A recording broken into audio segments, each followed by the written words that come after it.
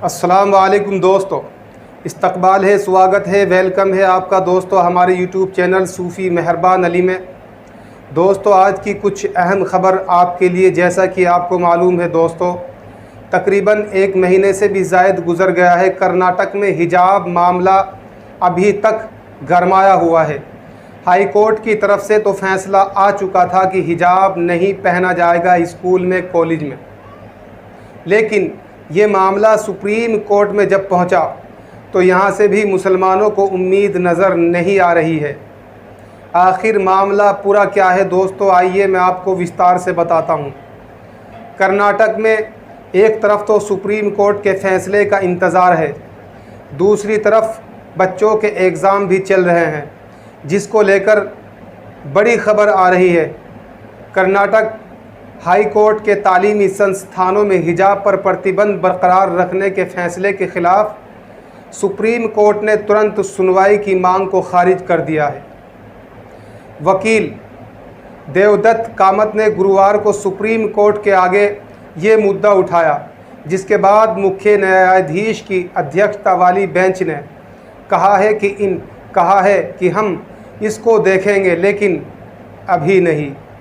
वकील कामत ने बेंच के आगे कहा था कि परीक्षाएं नज़दीक हैं, इसीलिए इस मामले पर तुरंत सुनवाई की जानी चाहिए, लेकिन नहीं हुई। मुख्य न्यायाधीश जस्टिस एन.वे. रमन्ना ने कहा कि इसका परीक्षा से कोई लेना देना नहीं है। उन्होंने आगे कहा, इस मुद्दे को सनसनीखेज न बनाया जाए।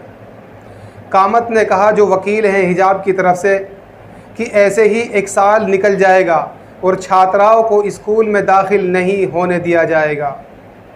मैं तो यही कहना चाहूँगा दोस्तों, जब कातिल ही खुद मुनसिफ है तो फिर इंसाफ कहाँ मिलेगा। एक तरफ बच्चों के एग्ज़ाम हैं, दूसरी तरफ कोर्ट के फ़ैसले का इंतज़ार है। अगर सुप्रीम कोर्ट का फ़ैसला जल्द आ जाता तो बच्चों के लिए इसमें आसानी होगी, मुस्लिम महिलाओं के लिए, लड़कियों के लिए, छात्राओं के लिए, लेकिन मुझे लगता है कि फ़ैसला जल्द आने वाला नहीं है। किसी शायर ने कहा है दोस्तों, जो ला इल्म है यहाँ हमें जाहिल बताते हैं, कत्ल खुद करते हैं हमें कातिल बताते हैं, इंसाफ मिलेगा कहाँ यहाँ मुनसिफ ही जब खुद कातिल है, इसीलिए हम आज भी खुदा को आदिल बताते हैं।